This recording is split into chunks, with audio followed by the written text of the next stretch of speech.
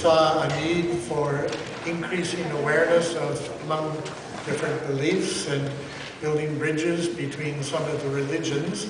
She founded the Interfaith Network of Calgary, together with others from the other faith groups. In the time since then, I would say hundreds of people have benefited from this vision of hers and been able to learn about other faiths by attending other places of worship, different presentations, and actually just talking with each other. So I'd like to invite you to join me in thanking Jennifer Ferguson for her vision and inspiration.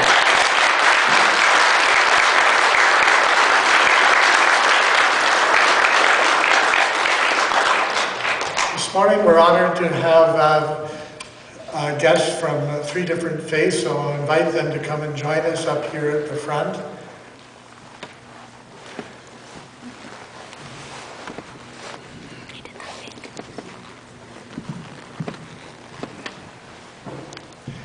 You have some introductions to them in your bulletin on the blue sheet there, so I'll be brief in introducing them now.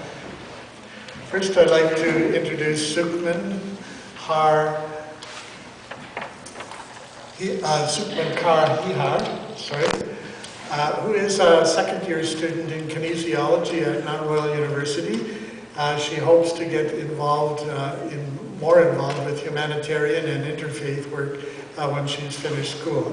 We met about a year ago when she and her brother were hosting an interfaith tour of their Gurdwara. Welcome.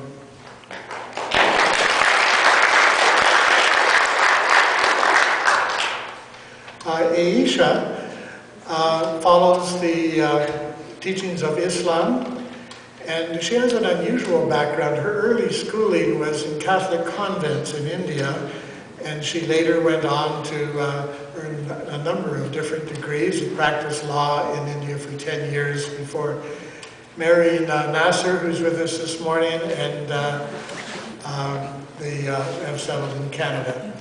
Welcome.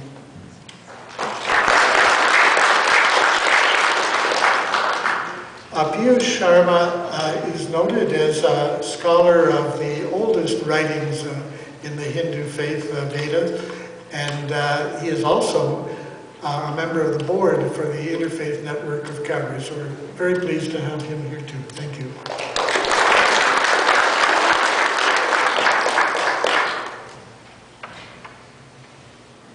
The question that we wanted to ask each of our interfaith guests was, one, because we knew we had a time issue, and so after the service there'll be time to gather for refreshments, and we'll gather together again, and you can ask any question you want, so you'll sort of be on the hot seat.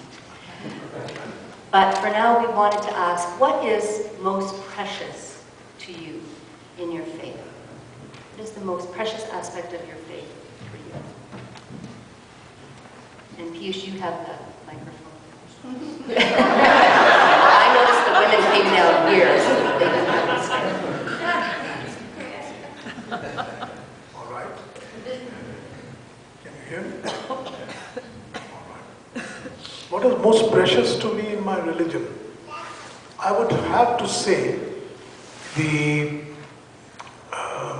single most factor is that we do not accept anything without reasoning and scientific background, and we reject everything that is superstitious or that we don't believe to have any logic, reason or science behind it.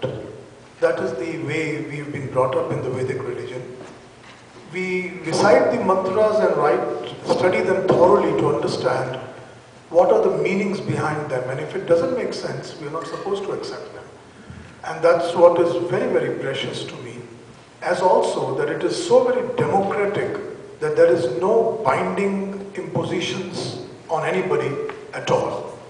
You know, everybody knows that Hindus have temples. You may never ever go into a temple all your life and you could still be a very devout and a faithful Hindu.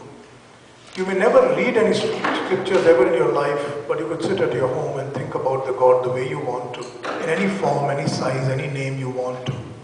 It's extremely democratic. There are no bindings. Actually, it's very wrong to call Hinduism a religion because it does not confine within the word of a religion. It's more of a way of life and has no strictures attached to it. And we thoroughly believe in karma, which means you will bear the fruits of whatever you do. Do good and you get good, and do bad and you get bad. And it is as simple as that, and that should control your moral of conducting yourself the way you should. These are the basic principles of Hinduism that I really find very precious. Thank you.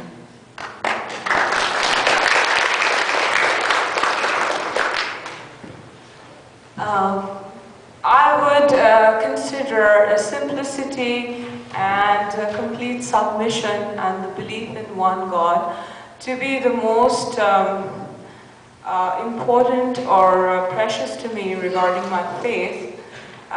Islam believes in one. In Islam, we believe in one God, and we do not worship idols, and we consecrate ourselves. It is most prestigious and most illuminating to be a vessel for the Almighty's love and light to flow through the vessel that is us.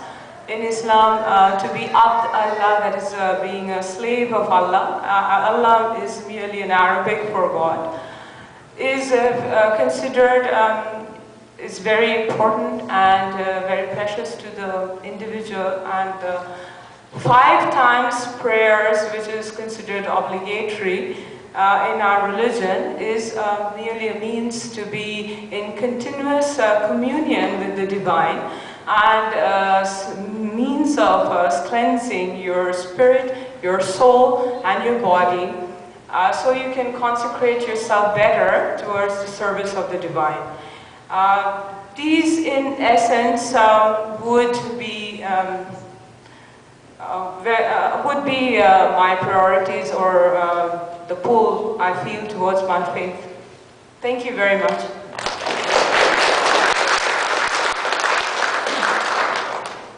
For the Sikh faith, I think the most important thing is what stands out, so our identity.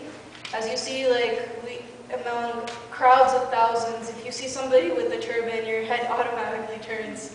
So that's kind of like a reminder for us as well that we have a reputation to be able to help anybody that we see. And it's a physical reminder as well as a psychological reminder as well.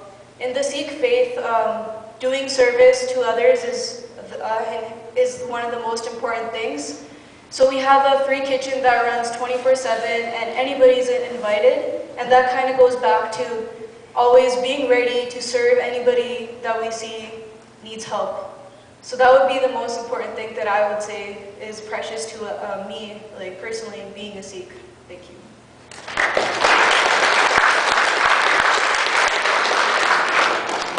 Most of the people here are probably Christian and probably don't want to hear from a Christian because you already know what's Christian. But I thought I would just, for your benefit, so you for what is most precious to me, and you can all disagree with me if you want, is the person of Jesus.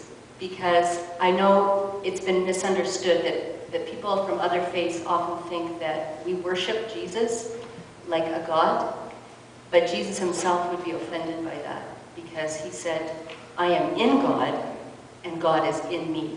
He never said, I am God. And somewhere along the line it got twisted. But for me, without knowing the teachings and the life of Jesus, I wouldn't know.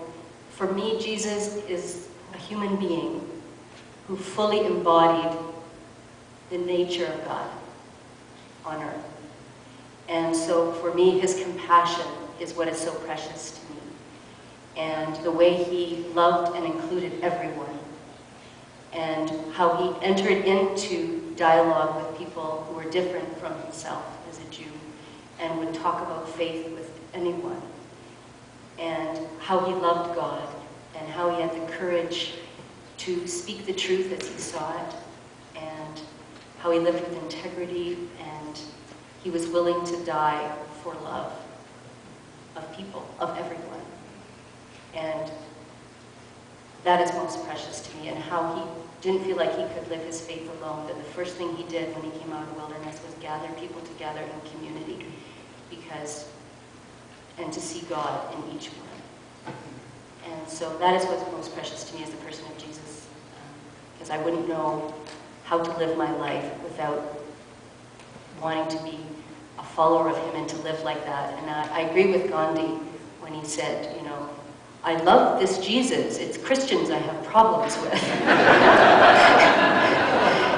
And I think most of the time we fail to belittle Christ, which is what it means to be a Christian. But I think, as my great aunt said, at least we're trying to follow that way of compassion and inclusivity. And Jesus never intended to be exclusive and to think that his faith, which was Jewish, was better than anybody else's faith. And so it's a shame that Christianity has gone around thinking that it was the best faith, because Jesus would never have said that. So that's what's most precious to me.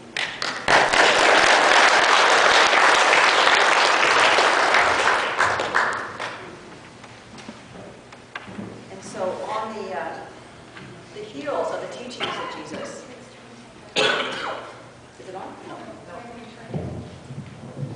Is it on now? There you go. So on the heels of the teachings of Jesus, I'm going to show you a video. The slides are based on what we're doing here today. The song was written and is being performed by the Christian artist Amy Grant. It's entitled For the Children of the World. And if someone could get the lights in the back so we'd be able to see better. John Big.